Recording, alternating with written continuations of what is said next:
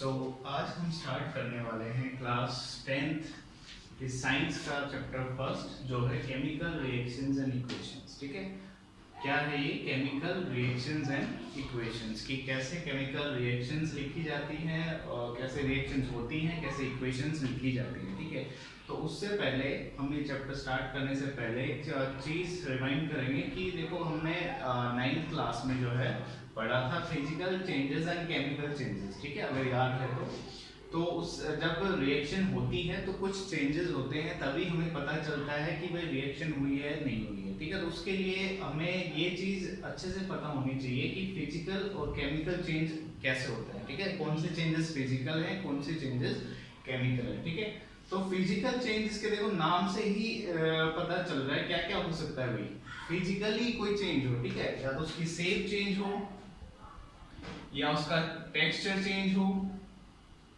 ठीक है, या उसकी स्टेट भी चेंज हो सकती है।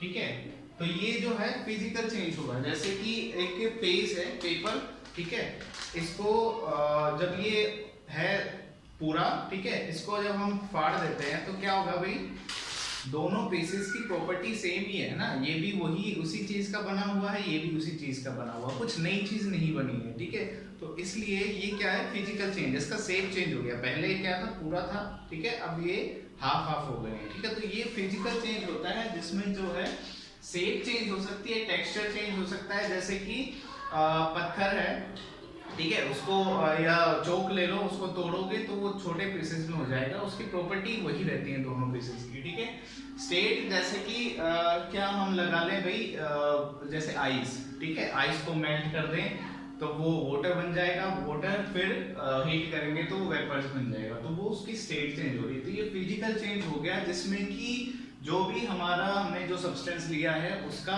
कंपोजिशन चेंज नहीं हो रहा, मतलब कोई नई चीज नहीं बन रही है। ठीक है, तो इसलिए उसको फिजिकल चेंज बोलते हैं। जबकि केमिकल चेंज क्या होता है, जिसमें एक नया जो है सब्सटेंस हमें मिल जाए। ठीक है, जैसे क्या मिल जाए, एक नया प्रोडक्ट मिल जाए, उसको हम केमिकल चेंज बोलते हैं। ठीक है, इसमें क्या क्या है भाई, इसमें उसका कलर चेंज हो सकता है, ठीक है, उसमें कुछ टेम्परेचर में चेंज हो सकता है, इवोल्यूशन ऑफ गैस भी होती है इसमें।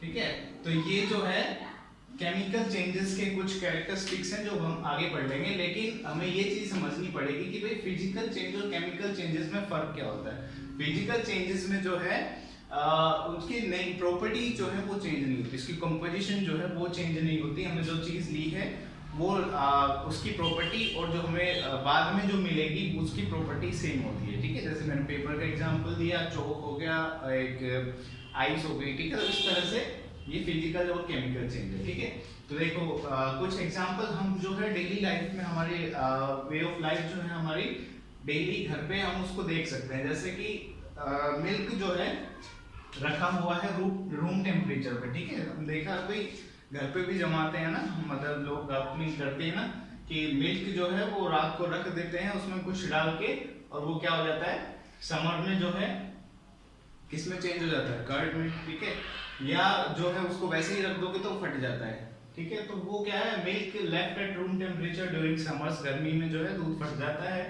फिर आयरन नेल जो हो गई, ठीक है, नेल हो गई या आयरन की कोई भी चीज हो गई, उसको अगर हम ह्यूमिड एटमॉस्फेयर में, मतलब थोड़ा सा ह्यूमिडिटी है उसमें, वेपर्स वगैरह है हमारे एनवायरनमेंट में, जब उसको छोड़ देते हैं हम तो क्या हो जाता है भाई, उस पर रस्ट हो जाती है। ठीक है, फिर फूड जो है कुक किया जाता है, तो फूड जब हम पकाते हैं तो उसमें क्या होता है, ठीक है, और भी रेस्पायर, जब हम सांस लेते हैं तो भी वो भी एक रिएक्शन है। ठीक है, जब हम खाना खाते हैं तो रेस्पायर हम सांस लेते हैं तो हमारे जो बॉडी में है वो रिएक्शन होती है। तो ये सारे एग्जांपल्स किसके हैं भाई, केमिकल चेंजेस के हैं। कैसे, देखो मिल्क को जब हम रूम टेम्परेचर पे छोड़ देते हैं तो हमारा नई चीज जो बनती है, कर्ड लगा लो या फटने के बाद पनीर लगा लो, वो क्या हो जाता है भाई, उसकी प्रॉपर्टी बिल्कुल सेम होती है। दही और दूध अलग अलग चीज होती है, उनकी केमिकल प्रॉपर्टीज दोनों की अलग अलग होती है, तो इसीलिए उसको केमिकल चेंज बोला, क्योंकि उसकी जो नई हमें चीज मिली है वो बिल्कुल ही डिफरेंट है। ठीक है, आयरन नेल जो है उसको हमने ह्यूमिड एटमॉस्फेयर में छोड़ दिया तो क्या हो गया, उस पर रस्ट जम गई। ठीक है, उस पर क्या हो गया, जंग लग गया, उसकी प्रॉपर्टी बिल्कुल अलग है। वो बहुत ही क्या होता है, सॉफ्ट सॉफ्ट ब्राउन कलर का ठीक है। फूड जो हम खाना जब हम पकाते हैं तो उसकी वो बिल्कुल ही अलग हो जाता है, ठीक है, सॉफ्ट हो जाता है। जो हमने स्टार्टिंग में लिया था रो, और पकने के बाद उसका अलग ही टेस्ट होता है, ठीक है। और जब हम सांस लेते हैं तो हमारी बॉडी में जो है वो रिएक्शंस होती हैं। तो ये केमिकल चेंजेस के कुछ एग्जांपल्स हो गए जो हम डेली बेसिस पे देखते हैं, ठीक है, डे टू डे लाइफ में हम देखते हैं, ठीक है। फिर आपकी एक एक्टिविटी दे रखी है, देखो ये कुछ 2-3 एक्टिविटीज दे रखी है। अगर हम दोबारा से स्कूल जा सके, ठीक है, जब भी रीओपन होंगे तो we can perform these activities in our lab. लेकिन अभी के लिए समझने के लिए मैं आपको बता देता हूँ एक एक्टिविटी, जैसे बर्निंग ऑफ मैग्नीशियम रिबन, ठीक है। मैग्नीशियम जो है उसका एक रिबन होता है। रिबन मतलब नॉट लाइक कैसा कपड़े वाला जो रिबन होता है वैसा नहीं, मेटल का रिबन आता है, ठीक है, मतलब फोल्ड लगी हुई होती है, ओके, तो इस तरह से, ठीक है, ये मेटल का बना हुआ। तो ये जो है इसको हम जलाते हैं, जब बर्न करते हैं तो देखो बर्नर है और ये हमने टोंग से पकड़ा हुआ है, ठीक है, होल्ड किया हुआ है, और यहाँ पे ये जो है रिबन है। जब इसको हीट करेंगे तो क्या होगा भाई, इसका जो है पाउडर नीचे गिरने लग जाएगा। कैसा व्हाइट पाउडर जो है वो, ये वॉच ग्लास होता है, जो भी है इक्विपमेंट वगैरह जो लैब में हम देखेंगे सारा, ठीक है, जब रीओपन होता है हमारे स्कूल। तो ये क्या है, पाउडर जो है इस वॉच ग्लास में इकट्ठा हो जाता है, ठीक है। तो ये क्या हुआ भाई, ये हमने स्टार्टिंग में अलग लिया था, और जब बर्न करने के बाद हमारे जो वॉच ग्लास है उसमें एक डिफरेंट ही चीज मिल गई, उसको हम मैग्नीशियम ऑक्साइड बोलते हैं। वो हमारा वाइट कलर का पाउडर होता है, ठीक है।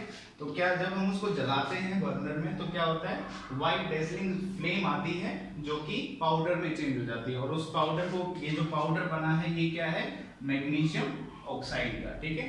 तो ये क्या है भाई, क्या क्यों हुआ, एक चेंज हुआ इसमें, कैसे कि मैग्नीशियम था, जब उसको हीट किया तो ऑक्सीजन के साथ मिलके मैग्नीशियम ऑक्साइड बन गया, ठीक है। तो ये केमिकल चेंज है। तो इस तरह से उसकी जो प्रॉपर्टी होगी वो बिल्कुल ही सेम, बिल्कुल ही डिफरेंट होगी, मतलब सेम नहीं होगी, ठीक है। तो ये इस तरह से एक नया हमारे पास सब्सटेंस मिल गया जिसको हम प्रोडक्ट बोलते हैं बाद में, ठीक है। ठीक है भाई, देखो हमने देख लिया कि कैसे केमिकल रिएक्शन हुई थी, एक्टिविटी हमने दिखाई थी। उसमें 2-3 और एक्टिविटी दे रखी हैं, लेकिन वो हम लैब में परफॉर्म करके देख सकते हैं, उनको पढ़ सकते हैं वैसे, ठीक है। तो हमें कैसे पता चलेगा कि केमिकल जो रिएक्शन हुई है या नहीं हुई है, ठीक है। तो उसकी कैरेक्टरिस्टिक्स होती हैं, क्या क्या हो जाएगा भाई, कि या तो उसमें इवोल्यूशन ऑफ गैस हो, ठीक है, कि भाई कोई हमने 2 चीजें मिला दी, एक किसमें फ्लास्क में लेते हैं या किसी में भी, ठीक है, बीकर में हमने लिया, तो उसमें क्या होता है, बबल्स बनने लग जाते हैं, तो हमें पता चल जाता है कि भाई वहां पे इवोल्यूशन ऑफ गैस हो रहा है, गैस निकल रही है उस रिएक्शन में से, ठीक है। तो या तो जब भी हमने कोई चीजें मिलाई 2 और कितनी भी चीजें हमने डाली एक बीकर में, फ्लास्क में, तो क्या हुआ, उसमें से गैसेस निकलनी स्टार्ट हो गई, तो हमें पता चल गया कि उसमें क्या है, केमिकल रिएक्शन हो रही है, ठीक है, केमिकल चेंज हो रहा है। या उसमें फॉर्मेशन ऑफ प्रेसिपिटेट एक होती है कि भाई जब हमने मिलाई 2 चीजें और नीचे कुछ चीज जम जाए, ठीक है, नीचे कुछ व्हाइट या किसी भी कलर का जो है प्रेसिपिटेट जम जाए, उसको प्रेसिपिटेट बोलते हैं, ठीक है। पार्टिकल जो है वो कोगुलेट होके इकट्ठे होके नीचे जम जाते हैं, उसको हम पीपीटी बोलते हैं। प्रेसिपिटेट जो है वो नीचे इकट्ठा हो जाता है, तो या तो प्रेसिपिटेट बन जाए, ठीक है, या उसका कलर चेंज हो जाए, ठीक है। हम क्या होता है कई बार एक रिएक्शन होती है, सॉल्यूशन लेते हैं, उसमें हम एक चीज डालते हैं, ठीक है, जैसे नेल वाला जो है, आयरन वाला जो नेल का आएगा, उसको हम जब उसमें डालेंगे तो क्या होगा, एक सॉल्यूशन में, तो उसका कलर चेंज हो जाएगा सॉल्यूशन का, तो तब भी हमें पता चल जाता है कि जो है क्या हो गया, वहां पे केमिकल रिएक्शन हो गई है, ठीक है।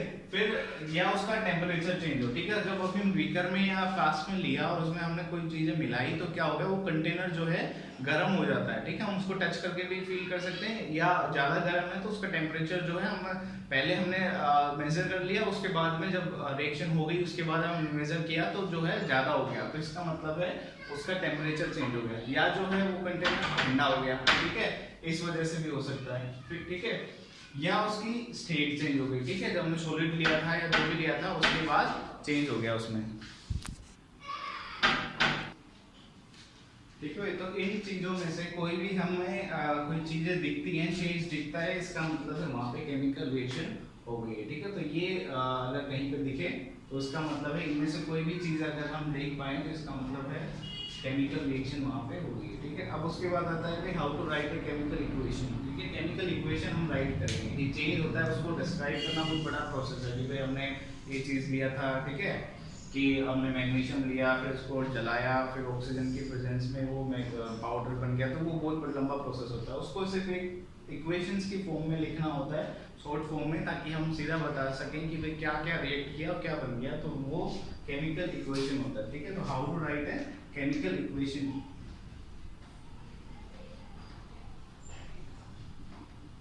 कैसे लिखते हैं उसको, देखो दो तरह से लिख सकते हैं। एक तो होता है वर्ड इक्वेशन। वर्ड इक्वेशन मतलब जैसे हमने एक्टिविटी की थी पहले, मैग्नीशियम जो है उसके साथ क्या हुआ, ऑक्सीजन ने रिएक्ट किया और वो बन गया मैग्नीशियम ऑक्साइड, ठीक है। तो ये वर्ड टू वर्ड हमने लिखा है, इसका मतलब इसको वर्ड इक्वेशन बोलते हैं, ठीक है। तो ये भी जो है वर्ड लेंथी प्रोसेस हो गया, ठीक है। इसमें फिर इक्वेशंस विद सिंबल में हम लिखे जैसे Mg जो है मैग्नीशियम का हो गया, ठीक है, और O2 जो है ऑक्सीजन हो गया, और क्या बन गया वो मैग्नीशियम ऑक्साइड MgO, ठीक है। तो ये होता है equations with symbol, okay.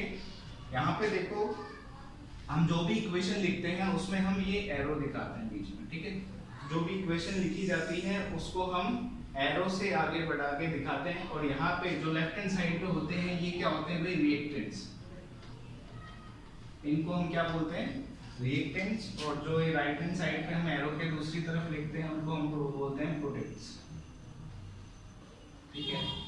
Products मतलब कोई प्रोड्यूस हुई है कोई चीज है, ठीक है। तो अगर हम बोले इनकी डेफिनेशन क्या होगी, what are reactants and products, तो हम क्या लिखेंगे, जो substance, the substances which take part in a reaction to produce something that are called reactants, and the substance that are formed after reacting that are called products, ठीक है। तो ये हो जाएंगे रिएक्टेंट्स एंड प्रोडक्ट्स। उसके बाद ये equation जो है सिंबल में लिखी, देखो इसमें भी दो तरह की चीजें होती है। फिर जो हमने ये लिखी है इसको दो फॉर्म में लिख सकते हैं। अभी ये जो है ना ये बैलेंस नहीं है, ठीक है।